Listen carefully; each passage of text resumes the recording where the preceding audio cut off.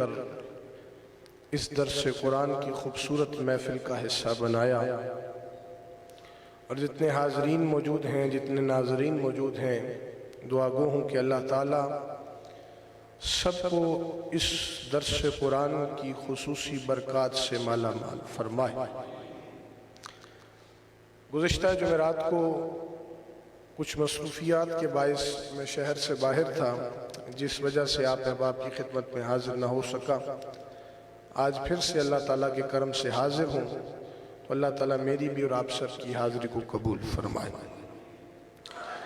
جو ہمارا لاسٹ درس قرآن جہاں پہ ہم نے مکمل کیا تھا، جو احباب پراپر اس کو فالو کر رہے ہیں وہ جانتے ہیں کہ ہمارا سورہ بقرہ شریف کا تیسرا رکوع الحمدللہ مکمل ہو چکا تھا۔ آج ایک نئے موضوع کے ساتھ قرآن پاک کی اس خوبصورت سورہ پاک سورہ بقرہ شریف کے چوتھے رکوع کا آغاز کر رہے ہیں، اور بڑی خوبصورت گفتگو ہے۔ پہلے آپ آیات اور ان کا ترجمہ سماعت فرمائیں، اسی سے آپ کو ادراک و اندازہ ہو جائے گا کہ آج کی گفتگو کس پیرائی میں ہے اور کس موضوع کے متعلق ہے۔ دعا کرتا ہوں اللہ تعالیٰ حق بیان کرنے اور ہم سب کو سمجھ کر اس پہ عمل کرنے کی توفیق عطا فرمائے۔ سورہ بقرہ شریف کا چوتھا رکوع جب آغاز ہوتا ہے تو ایک خوبصورت واقعہ کہ جب کچھ بھی نہ تھا، اس وقت جو ایک واقعہ پیش آیا، اللہ رب ذوالجلال اس واقعے کو ارشاد فرماتا ہے۔ اور چوتھے رکوع کا آغاز ہی اللہ تعالیٰ نے اس خوبصورت الفاظ کے ساتھ، اس واقعے کی تمہید کے ساتھ اس کا آغاز فرمایا۔ آیت نمبر 30، 31، 32 اور 33 جو ہے وہ میں نے آپ احباب کی سماعتوں کی نظر کی ہے، تلاوت کرنے کا شرف حاصل کیا ہے، اور اس پورے رکوع میں ایک واقعے کے متعلق اللہ تعالیٰ نے گفتگو ارشاد فرمائی ہے۔ تو جو اس گفتگو کا پہلا حصہ ہے، آج ہماری کوشش ہوگی کہ اس پہ ہم مکمل گفتگو کر لیں، اور اس کے بعد کے جو حصے ہیں زندگی رہی تو انشاءاللہ آگے آپ سماعت فرمائیں گے۔ آیت نمبر 30 میں اللہ رب ذوالجلال ارشاد فرماتا ہے، وَإِذْ قَالَ رَبُّكَ لِلْمَلَائِكَةِ إِنِّي جَاعِلٌ فِي الْأَرْضِ خَلِيفَةً قَالُوا أَتَجْعَلُ فِيهَا مَن يُفْسِدُ فِيهَا وَيَسْفِكُ الدِّمَاءَ وَنَحْنُ نُسَبِّحُ بِحَمْدِكَ وَنُقَدِّسُ لَكَ قَالَ إِنِّي أَعْلَمُ مَا لَا تَعْلَمُونَ۔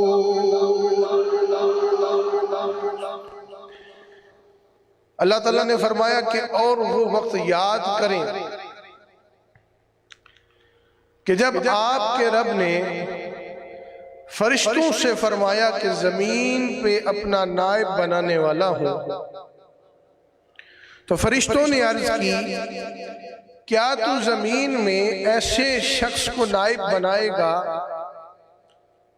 جو اس میں فساد انگیزی کریں اور خون ریزیاں کریں، حالانکہ ہم تیری حمد بھی کر رہے ہیں، تیری تسبیح بھی کر رہے ہیں، اور ہمہ وقت تیری پاکیزگی کو بھی بیان کر رہے ہیں۔ تو اللہ تعالیٰ نے ارشاد فرمایا، جو میں جانتا ہوں وہ تم نہیں جانتے۔ آیت نمبر 31 میں رب کائنات ارشاد فرماتا ہے، وَعَلَّمَ آدَمَ الْأَسْمَاءَ كُلَّهَا ثُمَّ عَرَضَهُمْ عَلَى الْمَلَائِكَةِ فَقَالَ أَنبِئُونِي بِأَسْمَاءِ هَؤُلَاءِ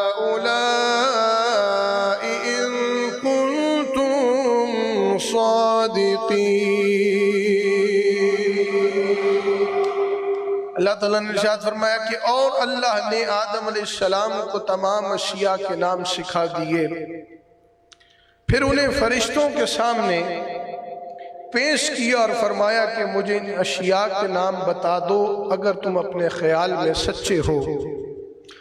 آیت نمبر 32 میں رب کائنات نے ارشاد فرمایا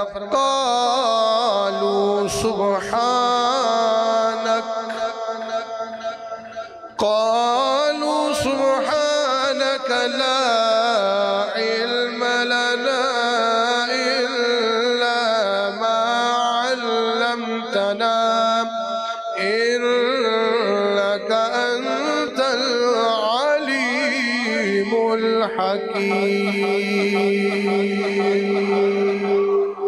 تو فرشتوں نے عرض کیا کہ تیری ذات ہر نقص سے پاک ہے، ہمیں کچھ علم نہیں مگر اس قدر جو تو نے ہمیں سکھایا، بے شک تو ہی سب کچھ جاننے والا اور بڑا حکمت والا ہے۔ آیت نمبر 33 میں رب کائنات نے ارشاد فرمایا قال یا آدم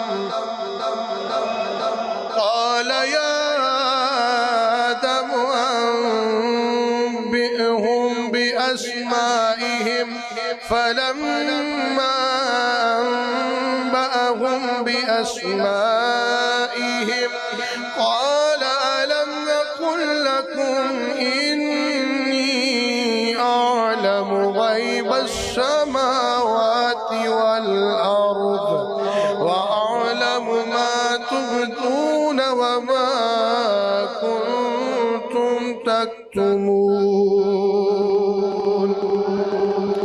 اللہ تعالیٰ نے ارشاد فرمایا کہ اے آدم علیہ السلام اب آپ انہیں ان اشیاء کے ناموں سے آگاہ کریں۔ پس جب آدم علیہ السلام نے انہیں ان اشیاء کے ناموں سے آگاہ کیا تو اللہ تعالیٰ نے فرمایا کہ میں نے تم سے نہیں کہا تھا کہ میں آسمانوں اور زمینوں کی سب مخفی حقیقتوں کو جانتا ہوں، اور وہ بھی جانتا ہوں جو تم ظاہر کرتے ہو اور وہ بھی جانتا ہوں جو تم چھپاتے ہو۔ یہ 4 آیات ہیں جس پر آپ نے تلاوت کے ساتھ ترجمہ سماعت فرمایا۔ اب اس کا ماخذ سماعت فرمائیں۔ اس کا ماخذ یہ ہے تاکہ آپ کو آگے آنے والا سارا موضوع سمجھ آ جائے کہ آدم علیہ السلام کی تخلیق، آپ کی پیدائش، آپ کا بنا دینا اور اس کے بعد آپ کی فرشتوں پر فضیلت کو ظاہر کرنا، یہ ان 4 آیات میں موضوع موجود ہے۔ اب اللہ تعالیٰ نے جب ارشاد فرمایا وَإِذْ قَالَ رَبُّكَ لِلْمَلَائِكَةِ إِنِّي جَاعِلٌ فِي الْأَرْضِ خَلِيفَةً قَالُوا أَتَجْعَلُ فِيهَا مَن يُفْسِدُ فِيهَا وَيَسْفِكُ الدِّمَاءَ وَنَحْنُ نُسَبِّحُ بِحَمْدِكَ وَنُقَدِّسُ لَكَ قَالَ إِنِّي أَعْلَمُ مَا لَا تَعْلَمُونَ۔ اس پوری آیت کریمہ میں تخلیق آدم علیہ السلام سے لے کر فرشتوں تک جو مشاورت کا ایک سلسلہ ہوا، ایک پورے واقعے کو اللہ تعالیٰ نے سمرائز کر دیا ایک آیت کے اندر۔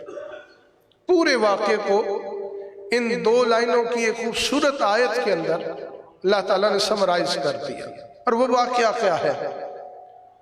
وہی انداز بیان وَإِذْ قَالَ، اور یاد کریں، یعنی حضور کو مخاطب کر کے معلوم یہ ہوا کہ میرے کریم آقا علیہ السلام کا نور پاک اس وقت بھی موجود ہے جب آدم علیہ السلام کی تخلیق کے لیے فرشتوں سے مشورہ جاری تھا۔ صرف بتایا نہیں گیا بلکہ اس وقت کو یاد دلایا گیا کہ یاد کریں کہ جب آپ کے رب نے فرشتوں سے کہا کہ میں زمین پر اپنا خلیفہ بنانا چاہتا ہوں، بنانے لگا ہوں، تو فرشتوں نے آگے سے کہہ دیا کہ ایسے کو خلیفہ بنائے گا جو فساد پھیلائیں، جو خون ریزیاں کریں،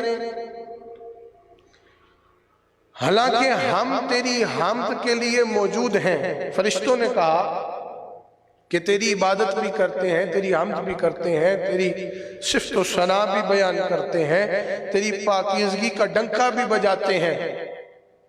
کیا اس کے بعد بھی ضرورت ہے کہ کوئی اور مخلوق دنیا میں آئے؟ تو اللہ تعالیٰ نے اس حکمت کو پوشیدہ رکھ کر اور اس حکمت کی فضیلت کو ظاہر کر دیا کہ فرشتوں، جو میں جانتا ہوں وہ تم نہیں جانتے ہو.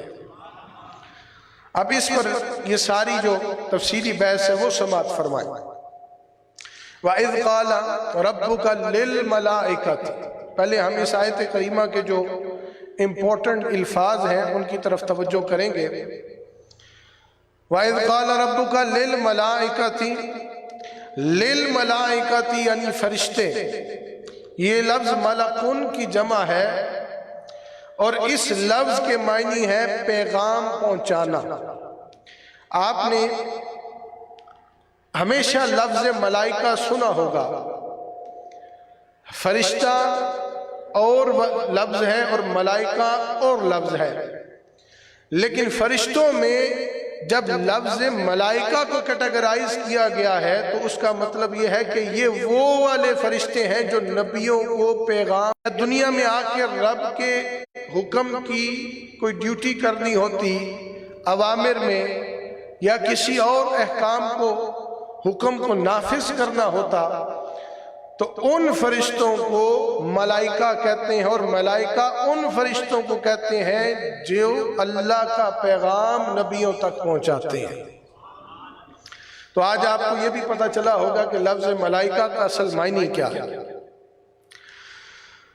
تو ملائکہ جو ہے وہ نوری مخلوق ہیں اور گناہوں سے پاک ہوتے ہیں اور اللہ تعالیٰ کے احکام کی کبھی بھی نافرمانی نہیں کرتے، کیونکہ نفس سے بھی پاک ہے، شیطان کے حربے بھی ان پر نہیں چلتے ہیں، خواہشات نفسانی سے بھی پاک ہیں، ان کو بھوک نہیں لگتی، ان کو کسی اور چیز کی ضرورت نہیں پڑتی. ہمہ وقت جو ڈیوٹی لگی ہے وہ ڈیوٹی دیتے رہیں گے اور فقط رب کی صفت و ثنا اور حمد و تسبیح کرتے رہیں گے فقط. تو نوری مخلوق ہے. اور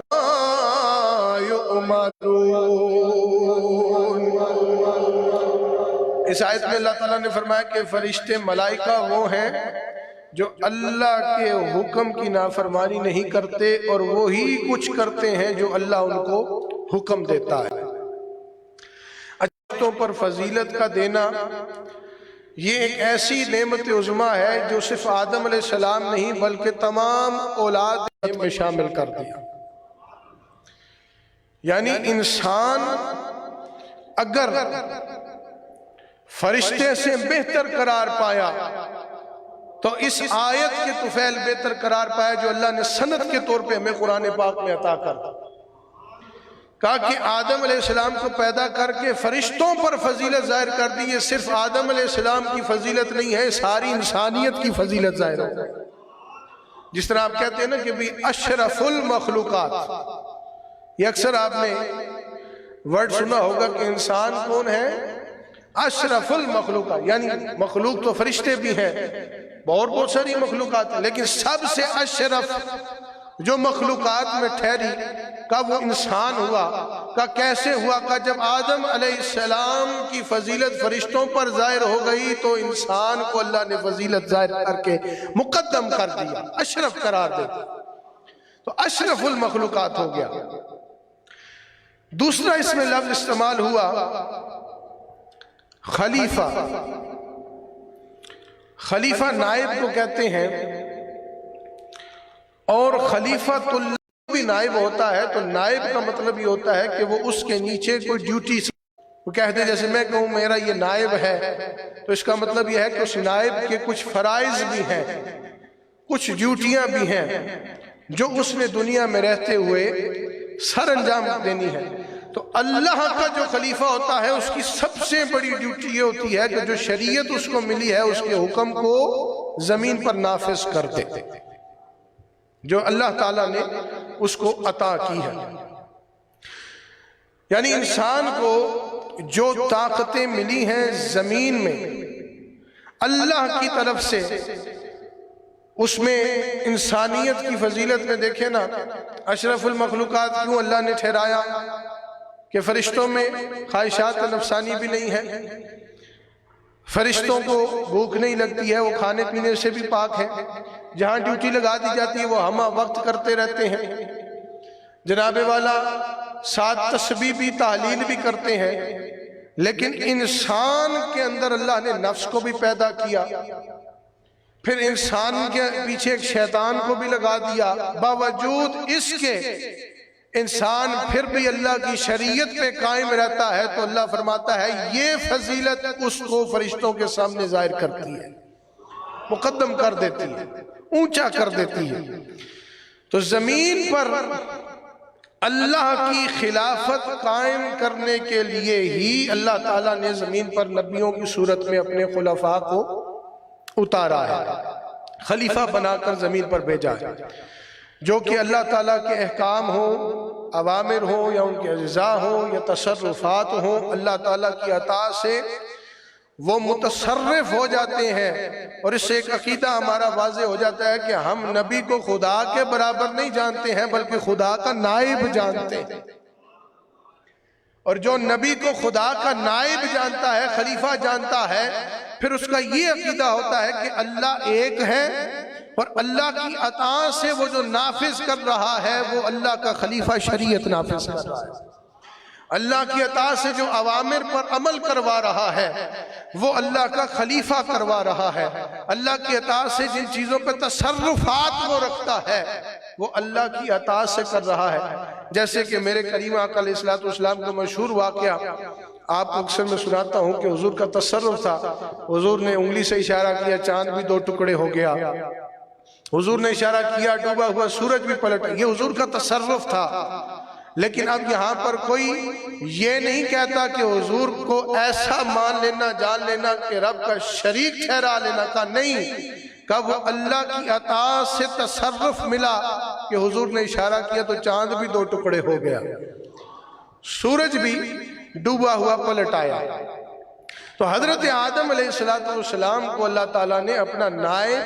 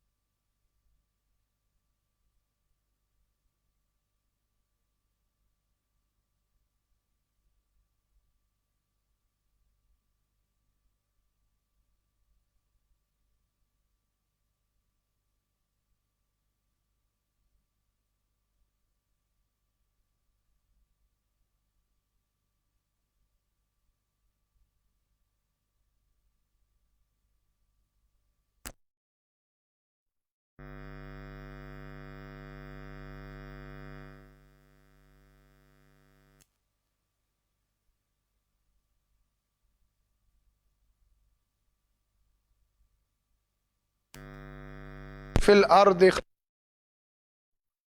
فرمایا کہ ملائکہ کو کہ میں زمین پر اپنا نائب بنانے لگا ہوں جو میرے احکام کی بھی پابندی کروائے گا، لوگوں تک اوامر کو بھی پہنچائے گا، جو اجزاء اور تمام تصرفات کا بھی مالک ہوگا، اور جناب والا میری شریعت اور خلافت کی حکومت کو زمین پر قائم کرے گا۔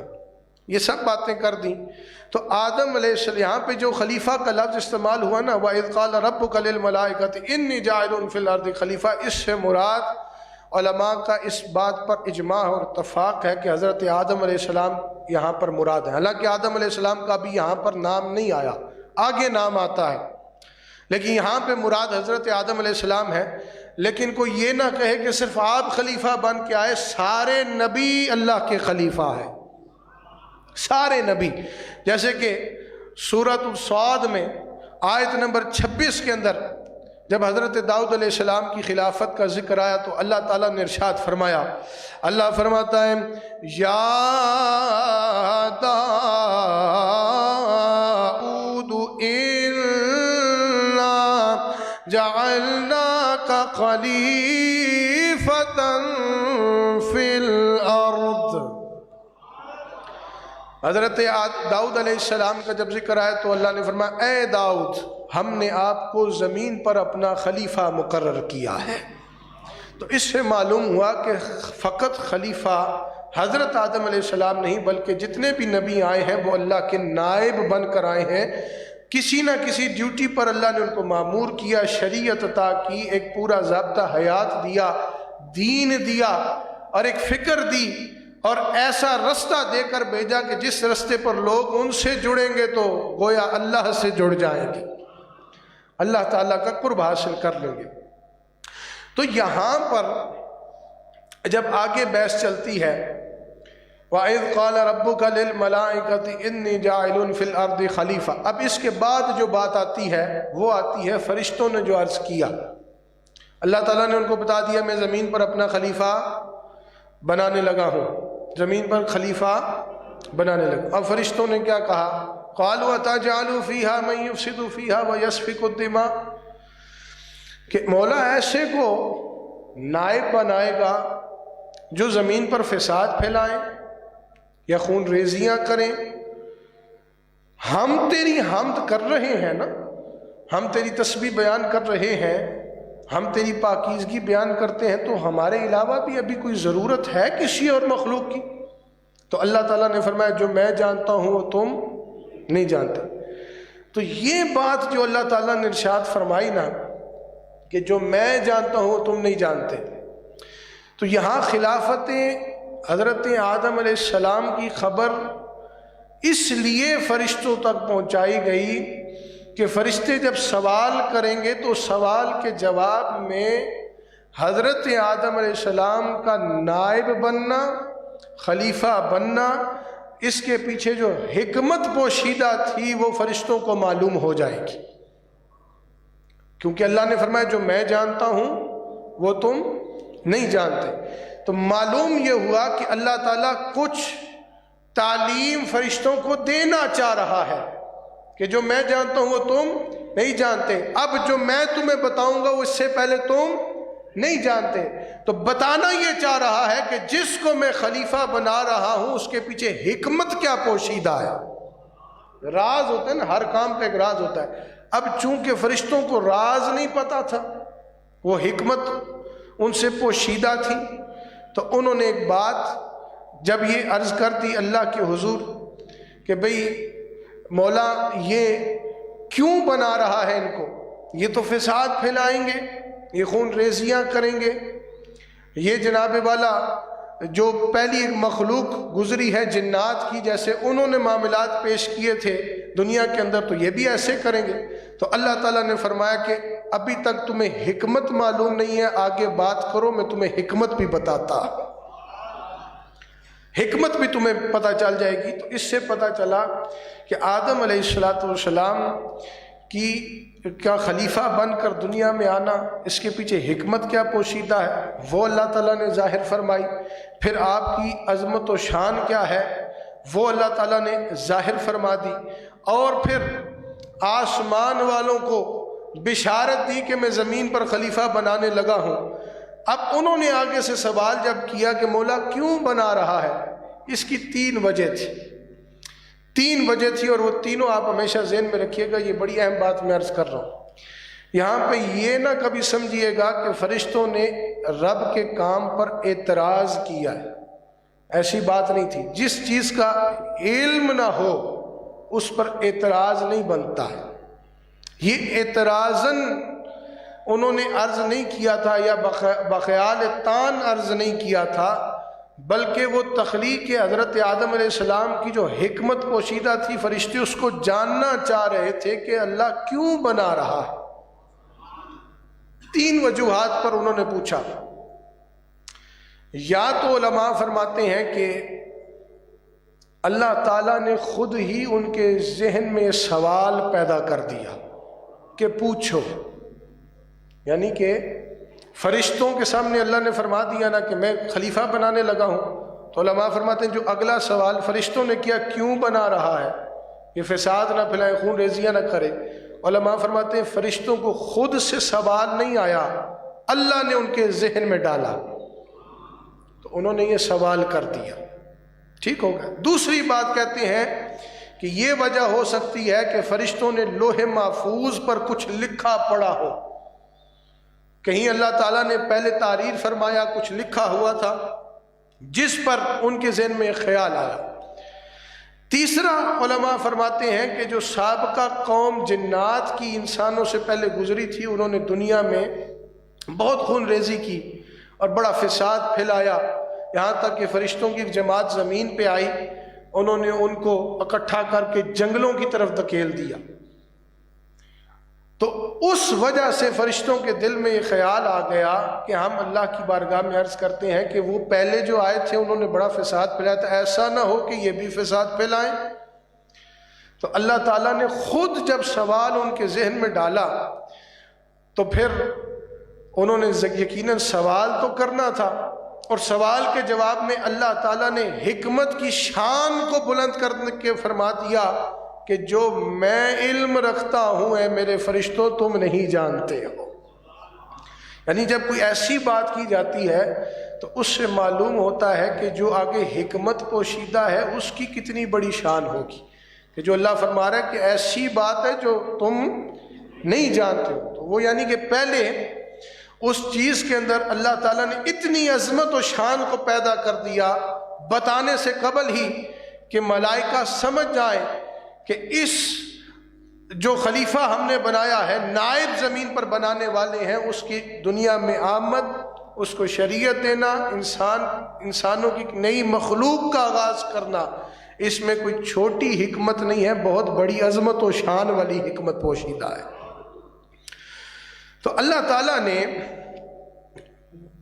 فرشتوں سے کہا وَإِذْ قَالَ رَبُّكَ لِلْمَلَائِكَةِ إِنِّي جَاعِلٌ فِي الْأَرْضِ، میں خلیفہ بنانے والا ہوں۔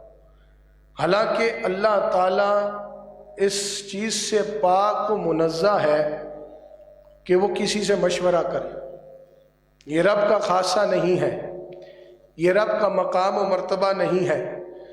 رب کی شان یہ ہے کہ وہ کون کہہ دے تو ہو جاتا ہے، جو خود ان کے ذہن میں اور دلوں میں سوال کو پیدا کر رہا ہے وہ کیوں مشورہ کرے گا؟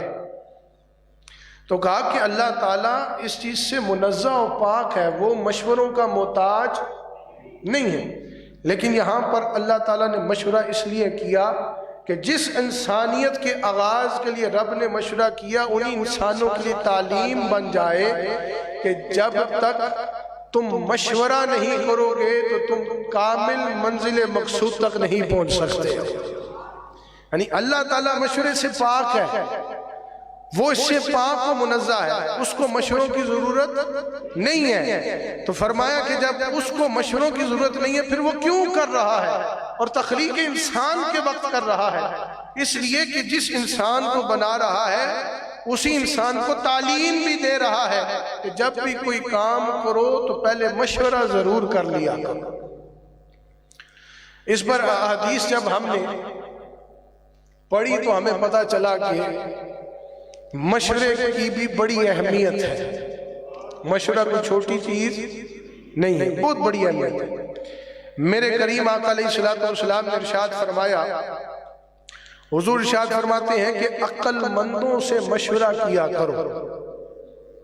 کیا فرمایا؟ عقل مندوں سے مشورہ کیا کرو، جب تم عقل مندوں سے مشورہ کرو گے تو تمہیں کامیابی ملے گی، اور اگر انہی عقل مندوں کی مخالفت کرو گے تو تمہیں شرمندگی ہوگی۔ یعنی شرمندگی سے مراد یہ کہ تم اس منزل کو نہیں پا سکتے۔ اور ایک اور مقام پہ میرے کریم آقا علیہ السلام نے ارشاد فرمایا کہ کوئی بھی انسان مشورہ سے کبھی ناکام اور نامراد نہیں ہوتا، لیکن اگر ناکام اور نامراد ہوتا ہے تو مشورہ ترک کرنے سے ہوتا ہے، مشورہ کرنے سے ہمیشہ کامیابی ہی اس کا مقدر ہوتی ہے۔ پھر حضرت مولا علی المرتضیٰ شیر خدا رضی اللہ تعالیٰ عنہ کا بھی ایک قول میری نظر سے گزرا، آپ نے ارشاد فرمایا کہ مشورہ عین ہدایت ہے، جو شخص اپنی رائے سے خوش ہو گیا وہ خطرات سے دوچار ہوا. یعنی حضرت مولا علی شیر خدا نے فرمایا اپنی رائے کبھی بھی قائم نہ کرو.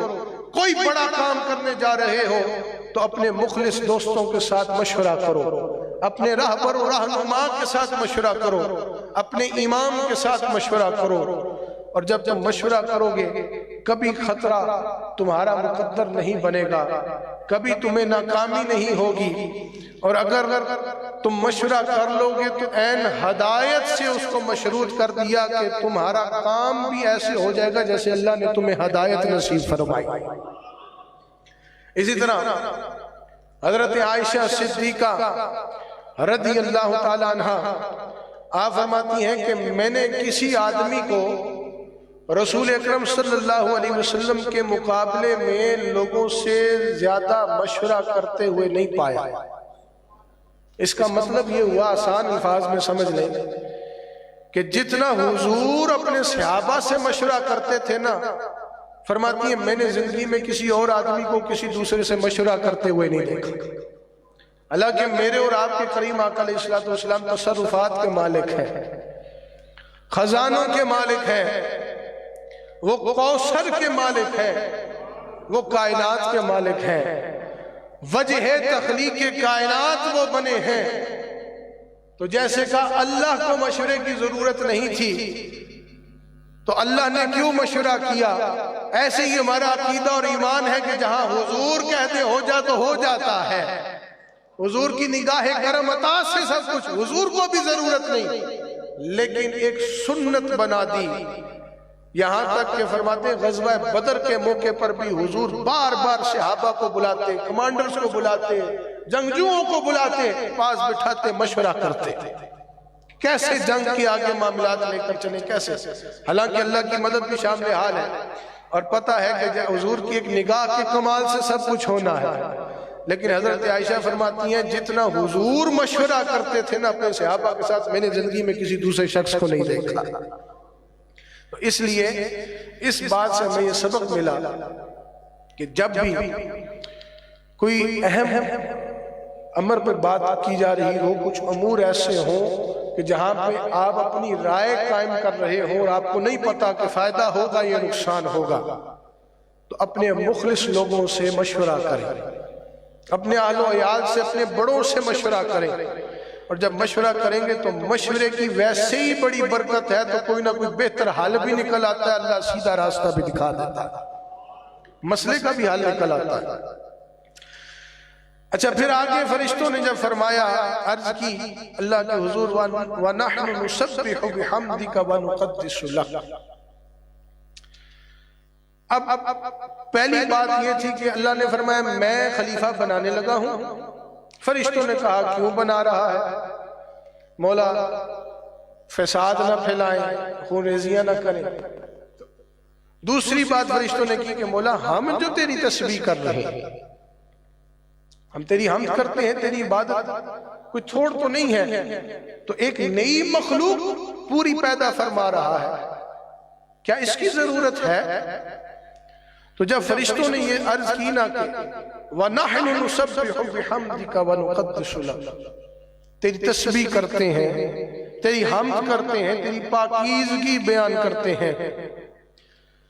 تو اللہ تعالیٰ نے ارشاد فرمایا جو میں جانتا ہوں وہ تم, اب اس آیت کے ہم اختتام پر پہنچ چکے ہیں, جو میں جانتا ہوں وہ تم, کیوں؟ کیونکہ فرمایا کہ اگر میرے نبی ہوں گے تو وہ فرشتوں میں نہیں ہوں گے, وہ انسانوں میں ہوں گے. ایک یہ بھی حکمت ہے, ایک مفسر نے یہاں تک لکھ دیا کہ اس میں حکمت یہ پوشیدہ تھی کہ اللہ نے نبیوں کو انسانوں میں پیدا کیا نہ کہ فرشتوں میں. یا اس کو دوسرے لفظ میں یوں لے لے کہ خلیفہ چنا تو انسان کو چنا, فرشتے کو نہیں چنا. یہ حکمت پوشیدہ تھی. پھر کہا کہ نبی بھی ہوں گے ساتھ میرے ولی بھی ہوں گے, پھر کہا ولی بھی ہوں گے ساتھ علماء بھی ہوں گے, اور وہ علم و عمل دونوں کے جامع ہوں گے. اس میں یہ حکمت پوشیدہ ہے جو میں جانتا ہوں تم نہیں جانتے. اچھا یہاں پر اس آیت کریمہ میں وَنَحْنُ نُسَبِّحُ بِحَمْدِكَ وَنُقَدِّسُ، اس آیت کریمہ کے اس حصے میں ایک لفظ ہے نُسَبِّح، یعنی ہم تیری تسبیح کرتے ہیں۔ تسبیح کا لفظ آپ نے عرف عام میں سب جانتے ہیں یوز ہوتا ہے۔ آپ کوئی بھی ورد کر رہے ہو تو آپ کہتے ہیں میں تسبیح کر رہا ہوں، یا دانوں والی تسبیح کا بھی نام تسبیح پڑ گیا، کاؤنٹر تسبیح بھی ڈیجیٹل تسبیح آ گئی۔ یعنی ان چیزوں کا نام تسبیح سے کیوں جوڑا گیا؟ کیونکہ فقط اس پر اللہ کا نام لیا جاتا ہے۔ لیکن آج آپ تسبیح کا لفظی ماخذ و معنی بھی سماعت فرمائیں۔ تسبیح کہتے ہیں کس کو ہے؟ فرشتوں نے جب کہا کہ نسبح وَنَحْنُ نسبح، ہم تیری تسبیح کرتے ہیں، تو اس کا معنی یہ ہوا کہ تسبیح اسے کہتے ہیں کہ جو دل سے اللہ تعالیٰ کو تمام مخلوقات سے بالا تر جانے۔ تسبیح کا معنی کیا ہے؟ جو دل سے اللہ تعالیٰ، آپ ذکر کر رہے ہیں نا اللہ یا اللہ کا ذکر کر رہے ہیں، یا جیسے ہمارے یہاں یا حیو یا قیوم کا ذکر ہوتا ہے یا کلمہ شریف، تو کہا کہ صرف زبان سے نہیں کرنا۔ تسبیح کا معنی یہ ہے کہ دل سے اقرار کرو کہ جس کا میں نام پڑھ رہا ہوں وہ ساری مخلوقات سے بالا تر ہے، جس کا ذکر کر رہا ہوں وہ ہر مخلوق سے بالا تر ہے۔ اور پھر زبان سے جب تم بولتے ہو، اللہ بولتے ہو، اللہ بولتے ہو، یا حیو یا قیوم بولتے ہو، یا لا الہ الا اللہ بولتے ہو، تو وہ تمہارا اقرار ہے زبان کا۔ اور دل کا اقرار یہ ہے کہ تم دل میں جانو، پھر پڑھو کہ جس کا نام پکار رہا ہوں وہی تخلیق کرنے والا ہے، وہی ہر مخلوق سے بالا تر ہے۔ اچھا اللہ تعالیٰ نے اپنی نورانی مخلوق فرشتوں کے سامنے جب اظہار فرما دیا کہ زمین پر میں اپنا نائب بنانے والا ہوں، تو فرشتوں نے بارگاہ رب العزت میں عرض کر دی کہ مولا یہ ضرور فساد پھیلائیں گے۔ تو اللہ تعالیٰ نے فرما دیا جو میں جانتا ہوں وہ تم نہیں جانتے۔ یہ پوری آیت کریمہ کا مفہوم ہو گیا۔ یعنی اللہ تعالیٰ فرشتوں کو یہ بتا رہا ہے کہ خلیفہ بنانے کے پیچھے ایک حکمت نہیں ہے۔ میں نے ابھی دو کا عرض کیا ہے، کہا حکمت نہیں ہے، حکمتیں ہیں، مصلحت نہیں ہے، مصلحتیں ہیں۔ کہا آدم علیہ السلام کو جب میں نے پیدا کیا تمہیں ہر وقت، ہر دور، ہر زمانے کے ساتھ پتا چلے گا، یعنی قیامت تک کے لیے ایک راز کو شیدہ رکھا۔ آج بھی 1450 سال گزر گئے ہیں نا، کہا ہر دور میں، ہر زمانے میں فرشتوں پر کوئی نہ کوئی حکمت ظاہر ہوتی رہے گی۔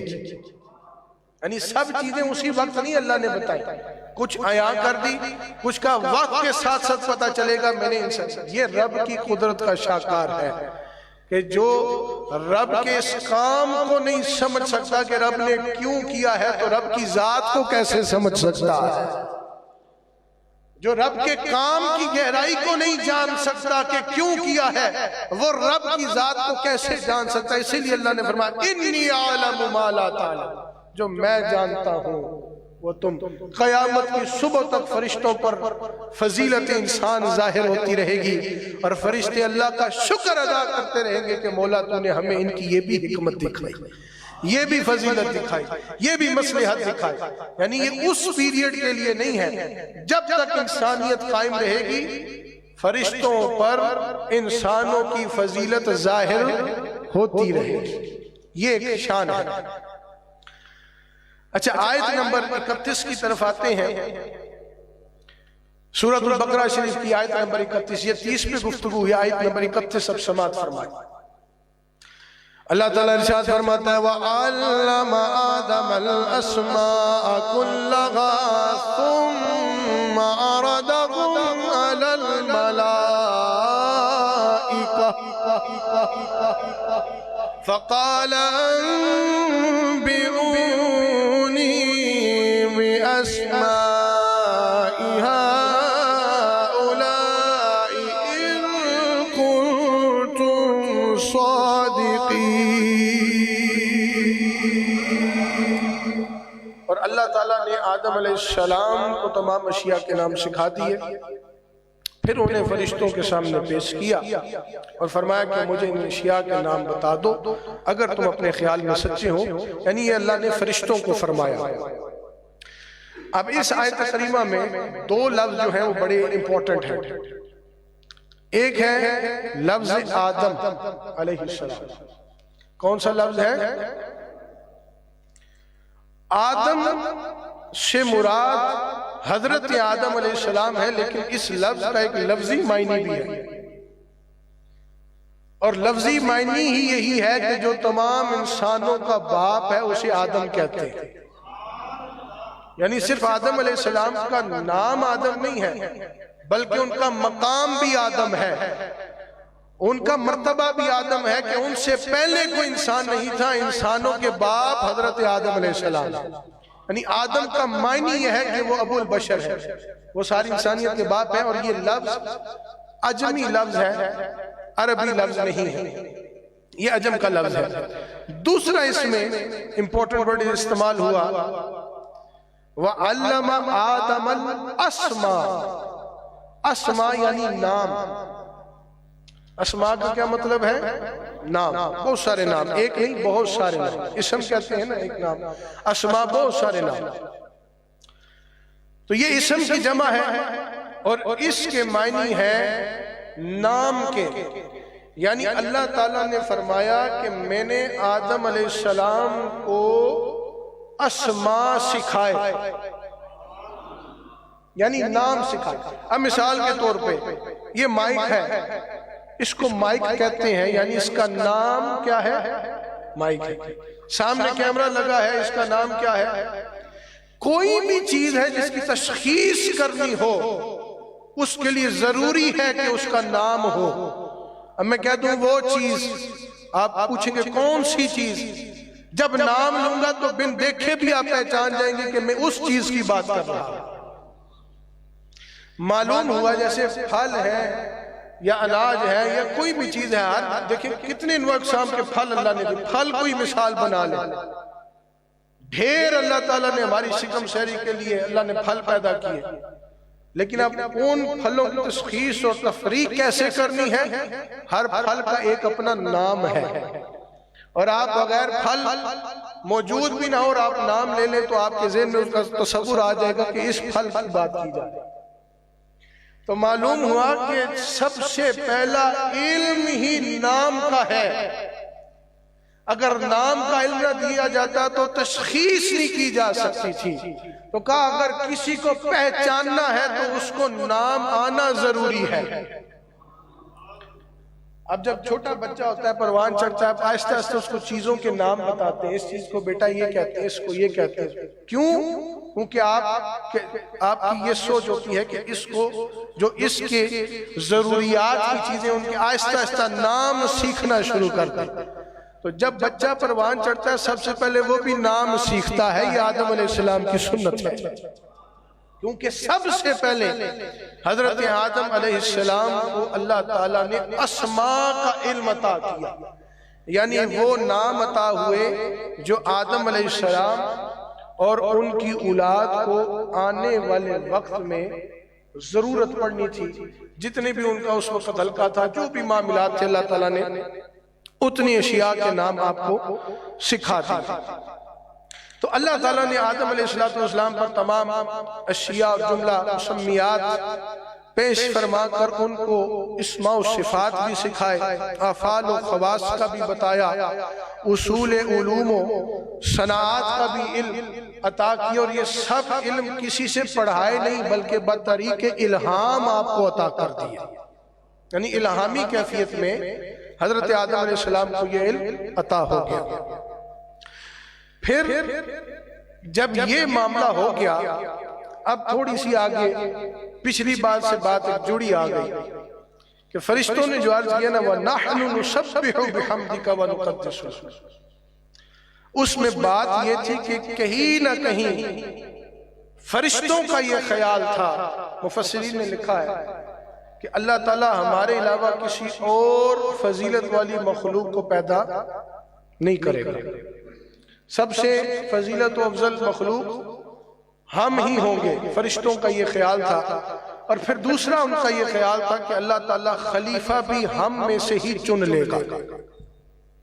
تو اللہ تعالیٰ نے آدم علیہ السلام کو اسماء کا علم اس لیے عطا کیا کہ جب فرشتوں کے سامنے آپ کو کھڑا کیا جائے گا تو علم کے ذریعے فرشتوں کے اوپر آپ کی فضیلت کو ظاہر کر دیا جائے گا. وہ علم جو اللہ نے فرمایا میں جانتا ہوں تم نہیں جانتے. اس کا ایک دار و مدار علم کے ساتھ بھی جا کے جڑتا ہے. اب یہاں جناب والا یہاں پہ تھوڑی سی بات آپ نے گہرائی سے سمجھنی ہے کہ اللہ تعالیٰ کا نائب وہ ہوتا ہے کہ اللہ تعالیٰ نے جو علوم اس کو عطا کیے ہیں اور تصرف جو عطا کیا ہے اس میں وہ متصرف بھی ہو اور اپنے فیصلوں کو ٹھیک طریقوں سے کرنے کا حامل بھی ہو. اس لیے کہتے ہیں کہ نبی معصوم ہے. سنا ہے نا آپ نے نبی؟ کیونکہ نبیوں سے غلطی نہیں ہوتی, نبیوں سے گناہ, نبیوں سے کوتاہیاں, کیونکہ وہ اللہ کے نائب ہے. اور اللہ کا جو نائب ہوتا ہے, میرا اور آپ کا نائب غلطی کر سکتا ہے, اللہ کا نائب غلطی نہیں کر سکتا. وہ اللہ کا نائب ہے, اور جو اللہ کا نائب بن جاتا ہے اللہ فرماتا ہے میں اس کو ایسا تصرف دیتا ہوں کہ وہ پھر جو فیصلہ وہ کرتا ہے وہی فیصلہ میرا ہوتا ہے. جو حکومت وہ قائم کرتا ہے وہی حکومت میری ہوتی ہے. جو شریعت وہ قائم کرتا ہے وہی شریعت میری ہوتی ہے. جہاں پر وہ چل کر جاتا ہے میری رضا اسی کے چلنے میں ہوتی ہے. جہاں پر وہ غزوہ لڑتا ہے, جنگ کرتا ہے, میری رضا اسی کے ساتھ ہوتی ہے. یعنی ہم وقت اللہ فرماتا ہے میرے حکم سے وہ نہ ادھر ہوتا ہے نہ ادھر ہوتا ہے. وہ جو کچھ کر رہا ہوتا ہے وہ میری مرضی کے عین مطابق کر رہا ہے. اب فرشتوں نے جب یہ خیال فرما دیا کہ ہو سکتا ہے کہ ہمارے علاوہ اللہ کسی اور مخلوق کو پیدا نہ کرے, کیونکہ ان کو اس چیز پر بڑا اعتماد ہے اور ان کی شان ہے کہ وہ کوئی گناہ نہیں کرتے, وہ نفس سے بھی پاک ہے, شیطان کی شیطانیت سے, اور ہمہ وقت اللہ کی حمد و ثنا کرتے. لیکن اللہ نے فرمایا کہ حمد و ثنا کے بنا پر نہیں, ہم انسان کو اگر تم پر فضیلت دے رہے ہیں تو علم کی بنا پر دے رہے ہیں. یعنی فرشتوں کے سامنے جو انسان کو فضیلت ملی وہ علم کی بنا پر نہیں. علم کیا چیز ہے؟ رسول اکرم صلی اللہ تعالی علیہ وسلم ایک دن اپنے کاشانہ اقدس سے باہر تشریف لائے اپنے حجرہ پاک سے. دیکھا کہ مسجد میں 2 حلقے بیٹھے ہوئے. ایک حلقہ قرآن پاک کی تلاوت کر رہا ہے اور ساتھ اللہ کے حضور دعا کر رہا ہے. دوسرا حلقہ بیٹھ کر اسی قرآن کی خوبصورت تعلیم دے رہا ہے. یعنی ایک جگہ صرف عبادت کی غرض سے قرآن کو ثواب کی نیت سے پڑھا جا رہا ہے اور دعا کی جا رہی ہے, دوسری جگہ قرآن پاک کی تعلیم دی جا رہی ہے. حضور جب باہر تشریف لائے تو حضور نے فرمایا دونوں بھلائی پر ہیں, دونوں بھلائی پر ہیں. جو قرآن کو پڑھ رہے ہیں عبادت کی غرض سے اور اللہ سے دعا کر رہے ہیں, اللہ ان کی دعاؤں کو قبول فرمائے. حضور نے جملہ ارشاد فرمایا. اور دوسرا جب حلقے کی طرف حضور متوجہ, حضور نے فرمایا یہ تعلیم سر انجام دے رہے ہیں اور اللہ نے مجھے بھی معلم بنا کر مابعوث فرمایا ہے. تو ان کے لیے حضور نے دعا فرما دی, اور جہاں تعلیم دی جا رہی تھی خود حضور وہاں پہ جا کے تشریف فرما ہو گئے. اس سے پتہ چلا کہ علم کی فضیلت کیا ہے, علم کی شان کیا ہے. پھر ایک اور حدیث پاک ہمیں ملتی ہے, حضرت کیسر بن قیس رضی اللہ تعالیٰ عنہ فرماتے ہیں کہ آقا کریم صلی اللہ علیہ وسلم نے ارشاد فرمایا کہ جو کسی راستے پر چلا جس میں علم کی تلاش وہ کرتا رہا تو اللہ تعالیٰ اس کے لیے جنت کی طرف راستوں کو آسان کر دیتا ہے. یعنی کھول دیتا ہے۔ پھر فرمایا کہ بے شک فرشتے طالب علم سے خوش ہو، علم کی طلب رکھتا ہے، طالب علم سے خوش ہو کر فرشتے اس کے لیے اپنے پر بچھا دیتے ہیں۔ یہ وہ فضیلت ہے جو اللہ نے آدم علیہ السلام کے وقت فرشتوں پر ظاہر فرمائی کہ تم بھی حمد کرتے ہو، تسبیح کرتے ہو، عبادت بڑی کرتے ہو، لیکن اس کو اگر انسان کو فضیلت دے رہا ہوں تو علم کی بنیاد پر دے رہا ہوں۔ اب جناب فرشتے پر بچھاتے ہیں، پھر حضور نے آگے جب اس بات کو مزید گہرائی میں ارشاد فرمایا تو کہا اس طالب علم کے لیے زمین و آسمان کی ہر چیز استغفار کرتی ہے، یہاں تک کہ پانی کے اندر مچھلیاں بھی اس کی بخشش طلب کرتی ہیں۔ بے شک عالم کی عابد پر فضیلت ایسے ہی ہے جیسے ستاروں کے سامنے چاند چمک رہا ہوتا ہے۔ معلوم یہ ہوا کہ عابد بھی بڑی شان والا ہے، لیکن حضور نے فرمایا عالم اس سے بھی بڑی شان والا ہے۔ تو کہا فرشتے عبادت میں بڑے تھے، اللہ نے جب انسان کی فضیلت کو ظاہر کیا تو علم میں بڑا کر کے پیدا کر دیا۔ اب جناب والا اللہ تعالیٰ نے آدم علیہ السلام کو، اختصار سے عرض کرتا ہوں، آدم علیہ السلام کو فرشتوں کے سامنے اسماء کا علم دے کے کھڑا کرتا ہے۔ اب اس سینیریو کو آپ دیکھیں، یہ پورا ایک واقعہ ہے، اختتام کی طرف جا رہا ہوں۔ آدم علیہ السلام کھڑے ہیں، فرشتے سامنے کھڑے ہیں، اللہ تعالیٰ نے آدم علیہ السلام کو بنا دیا، اسماء کا علم ڈال دیا، یعنی نام بتا دیا ہر چیز۔ فرشتوں سے پہلے پوچھا کہ تم بتاؤ ان چیزوں کے نام۔ فرشتوں نے کیا عرض کیا؟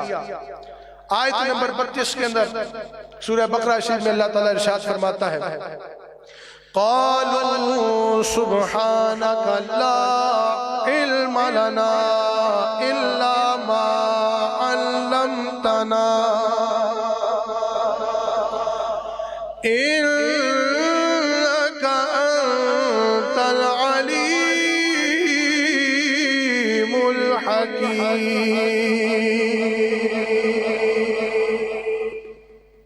جلدی جلدی بات کو آگے لے کر چلوں گا۔ فرشتے کھڑے ہیں، آدم علیہ السلام کا اللہ نے فرمایا کہ تم نے وہ بات بولی تھی کہ ان کو کیوں پیدا کیا، یہ تو فساد پھیلائیں گے، خون ریزی۔ حالانکہ وہ اعتراض نہیں تھا، وہ اعتراضاً نہیں تھا، وہ استفساراً تھا کہ حکمت پتہ نہیں تھی فرشتوں کو، اب اللہ حکمت ظاہر کر رہا ہے۔ اللہ نے فرمایا فرشتوں تم بتاؤ پہلے نام ان چیزوں کی۔ کچھ نام پوچھ لیے، سوال کر لیا، تو فرشتوں نے عرض کیا کہ تیری ذات ہر نقص سے پاک ہے، ہمیں کچھ علم نہیں مگر اتنا جانتے ہیں جتنا تو ہمیں عطا کرتا ہے، بے شک تو سب کچھ جاننے والا اور بڑی حکمت والا۔ فرشتوں نے کہہ دیا مولا ہم نہیں جانتے، ہمیں بس اتنا علم ہے جتنا تو نے ہمیں عطا کر دیا، کیونکہ بڑا علم والا حکمت والا تو ہے۔ اس آیت کریمہ میں علماء فرماتے ہیں کہ ملائکہ کی طرف سے عجز کا اعتراف ہے، عاجز ہو گئے اور اعتراف کر لیا، اور اس امر کا اظہار ہو گیا، کہہ دیا کہ مولا ہم نے وہ سوال اعتراضاً نہیں کیا تھا، ہم حکمت جاننا چاہتے تھے، ہمیں پہلے حکمت نہیں پتا تھی، اب تو نے آدم کو سامنے کھڑا کیا ہے تو ہمیں حکمت بھی پتا چل جائے۔ ہم نے کوئی مطلب شکوہ نہیں کیا تھا، گلہ نہیں کیا تھا، ہم تو حکمت جاننا چاہتے تھے۔ اور حکمت کیا تھی سنیے، جب آدم علیہ السلام کے سامنے فرشتوں کو پوچھا، فرشتے نہ بتا سکے، بس یوں عرض کر دیا کہ مولا اتنا علم رکھتے ہیں جتنا تو نے عطا کیا ہے، اس کے علاوہ ہم کچھ نہیں جانتے۔ اب آدم علیہ السلام کی باری آئی تو اللہ تعالیٰ نے فرمایا قال یا آدم انبئہم باسمائہم فلما انبأهم باسمائہم قال الم اقل لکم انی اعلم غیب السماوات والارض وأعلم ما تبدون وما كنتم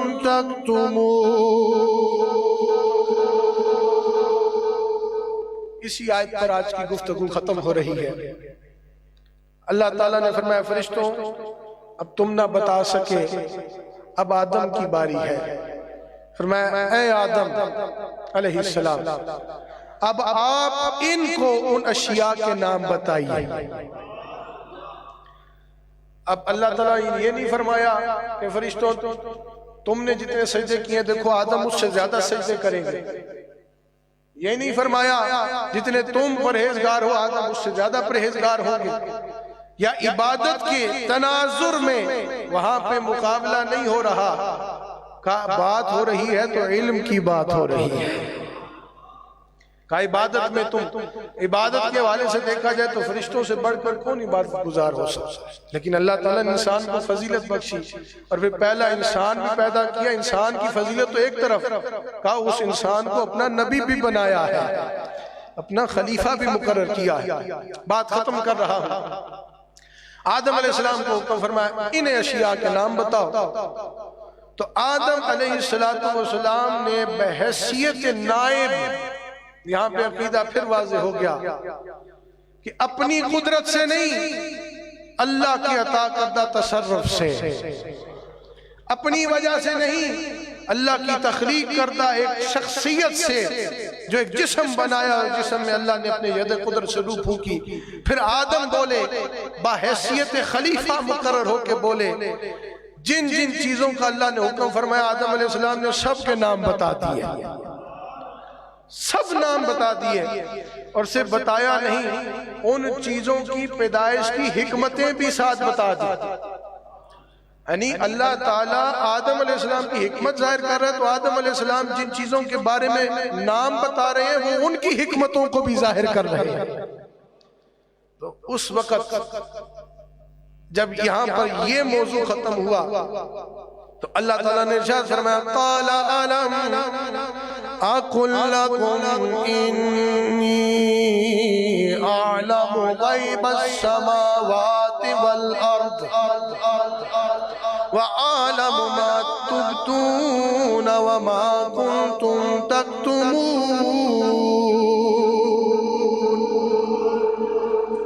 بات یہاں پہ مکمل ہوئی کہ اللہ نے فرمایا کہ اے ملائکہ پھر میں نہیں کہتا تھا کہ جو میں جانتا ہوں وہ تم نہیں جانتے۔ جو بات اللہ تعالیٰ نے فرمایا کہ آسمانوں اور زمینوں کے اندر مخفی ہیں، ان کی حقیقتیں بھی رب جانتا ہے۔ اور پھر ایک بات ارشاد فرمائی آخر میں سب چیزوں کو سامنے ظاہر کر دیا۔ اللہ نے فرمایا جو تم ظاہر کر رہے ہو رب وہ بھی جانتا ہے، جو تم چھپا رہے ہو رب وہ بھی جانتا ہے۔ کتنا خوبصورت موضوع کا اختتام ہوا۔ اب وہ ظاہر کیا کر رہے تھے، یہاں پہ بات ختم کر رہا ہوں۔ فرشتے ظاہر کر رہے تھے کہ مولا انسان کو کیوں پیدا کر رہا ہے، یہ فساد پھیلائیں گے، خون ریزیاں کریں گے۔ یہ فرشتوں نے ظاہر کیا۔ چھپایا کیا کہ ہمارے سے بہتر اللہ کوئی اور مخلوق پیدا نہیں کرے گا، اور اگر خلیفہ بھی چنے گا تو مستحق کے خلافت فرشتے اپنے آپ کو سمجھ رہے تھے۔ تو اللہ نے فرمایا تم ظاہر کر رہے ہو خون ریزیاں اور فساد انگیزیاں، اور دل میں خلافت کی خواہش لیے بیٹھے ہو۔ تمہارا ظاہر بھی ہم جانتے ہیں، تمہارا باطن بھی ہم جانتے ہیں۔ تو اس لیے ہم نے انسان کو اب چن لیا ہے۔ تو فرشتوں نے سر تسلیم میں خم کر دیا، کہا مولا تیری حکمتیں کوئی نہیں سمجھ سکتا ہے، تو سب سے بالا ہے، اسی لیے ہم تیری تسبیح کرتے ہیں، تیری حمد و ثنا کرتے ہیں، اور بس ہم اتنا ہی جانتے ہیں جتنا تو ہمیں عطا کرتا ہے، بس اتنا ہی جانتے ہیں۔ اور دیکھیں نا فرشتوں کو تو براہ راست حکم ہوتا ہے، اور انسان کی فضیلت کیا ہے کہ آج اتنا جدید دور ہے، ہم اس جدید دور کے اندر کھڑے ہیں۔ اس وقت یہ مائک موجود ہے، جدید دور کی بنائی ہوئی چیز ہے، کیمرہ موجود ہے، دنیا بھر میں پروگرام دیکھا جا رہا ہے۔ یہ کسی نے آ کر انسان کے دماغ میں آ کر کوئی الہام نہیں کیا انسان کے دماغ کو اللہ نے علم کی فضیلت سے اتنا بھرپور کیا کہ وہ جب علم میں جتنا گہرا جاتا ہے نئی نئی تخلیق کر بیٹھتا ہے، کیونکہ اس کو تخلیق کرنے والا میرا رب ہے۔ اللہ فرماتا ہے اتنا تم جدید ہو گئے ہو، سب کچھ بنایا ہے، کبھی یہ بھی سوچو کہ جس دماغ سے بنا رہے ہو اس دماغ کو بھی رب نے پیدا کیا ہے۔ تو آج یہ ساری دنیا رب کو بھولی بیٹھی ہے، اگر اس کی گہرائی میں جائے تو اسی علم کی بنیاد پر اللہ نے فضیلت عطا کر دی تھی، اور آج اسی علم کی بنیاد میں دنیا ترقی کر رہی ہے، لیکن وہ علم آخرت میں کام نہیں آئے گا جو تمہیں رب سے دور کر دے۔ وہی علم تمہارے کام آئے گا، وہی علم جنت کے راستے آسان کرے گا، وہی علم زمین پر فرشتوں کے تمہارے لیے پر بچھائے گا، وہی علم تمہارے لیے سمندر کی مچھلیاں دعا کرنے کا ایک ذریعہ بنائے گا، جس علم سے اللہ کو پہچانو گے اور اللہ کے رسول کی غلامی میں پکے آ جاؤ گے۔ ایسا علم ہم نے بالکل حاصل نہیں کرنا جو ہمیں دین سے دور کر دے، ہم تو اس علم کی یہاں پہ تشنگی رکھ کے بیٹھے ہیں کہ جو ہمیں اللہ سے بھی قریب کر دے، اللہ کے بندوں سے بھی قریب کر دیتا، اور وہ سب سے بڑا علم اللہ نے ہمیں قرآن پاک کی شکل میں عطا فرمایا ہے۔ اور یہ جو درس قرآن آپ سن رہے ہیں، یہ آپ کے لیے بھی، میرے لیے، ہم سب کے لیے جو سن رہے ہیں، یہ علم حاصل کرنے کا ایک بہترین ذریعہ ہے۔ آج آپ کو کتنی باتیں پتہ چلی، واقعہ چھوٹا سا ہے، سمرائز اللہ نے کیا، لیکن اس میں راز کتنے پوشیدہ ہیں سب اللہ نے کھول کر بیان فرما دیا۔ مفسرین نے اس کے اوپر فکر لکھی ہے اپنی۔ تو اس کے بعد کا جو موضوع ہے وہ اس سے جڑا ہے کہ جب آدم علیہ السلام کو سجدہ کیا گیا اور پھر شیطان نے منہ پھیرا اسے سجدہ، وہ پھر ایک الگ اس کا موضوع کا حصہ شروع ہوگا۔ آدم علیہ السلام کا بن جانا، پیدا ہو جانا، تخلیق ہو جانا، اور پھر فرشتوں پر انسان کی فضیلت ظاہر ہو جانا، یہ آج آپ نے سماعت فرمایا ہے۔ اللہ تعالیٰ نے جو ہمیں فضیلت عطا کی ہے، اللہ تعالیٰ صحیح معنوں سے ہمیں اس کا حق ادا کرنے کی بھی توفیق عطا فرمائے۔ یار زندہ صحبت باقی انشاءاللہ، باقیہ جو اس کا اگلا احوال ہے وہ آپ اگلی جمعرات کو سماعت فرمائیں گے۔ آمین۔ بسم اللہ الرحمن الرحیم۔ اللہم صلی علی سیدنا مولانا محمد وعلی آل سیدنا مولانا محمد وبارک وصلی علیہ۔ الہ العالمین پروردگار عالم، خوبصورت درس قرآن پاک کو ہم نے سماعت فرمایا، اس کی خصوصی برکت اور رحمتیں ہمیں عطا فرما۔ اس علم کے بدولت ہمارے سینوں کو بھی علم کے نور کی روشنی سے منور فرما، صحیح معنوں سے اپنے محبوب بندوں کی غلامی ہمیں نصیب فرما، اور مولا کریم ہمیں ایسا انسان بنا دے جس انسان کی فضیلت کو تو نے فرشتوں پر ظاہر کیا، اور تو نے فرمایا جو میں جانتا ہوں تم نہیں جانتا، تو وہ تم نہیں جانتے ہو، ہمیں ایسا انسان، کامل انسان بننے کی مولا توفیق عطا فرما دے۔ تو کسی شاعر نے لکھا ہے، فرشتے سے بڑھ کر ہے انسان بننا، مگر اس میں لگتی ہے محنت زیادہ، ہمیں وہ جو زیادہ محنت ہے تیری بارگاہ میں سرخرو ہونے کی وہ کرنی نصیب فرما۔ وصلی اللہ تعالی علی رسول خیر خلق سیدنا مولانا محمد وعلی آلہ وصحبہ اجمعین برحمتک یا ارحم الراحمین یا حی یا قیوم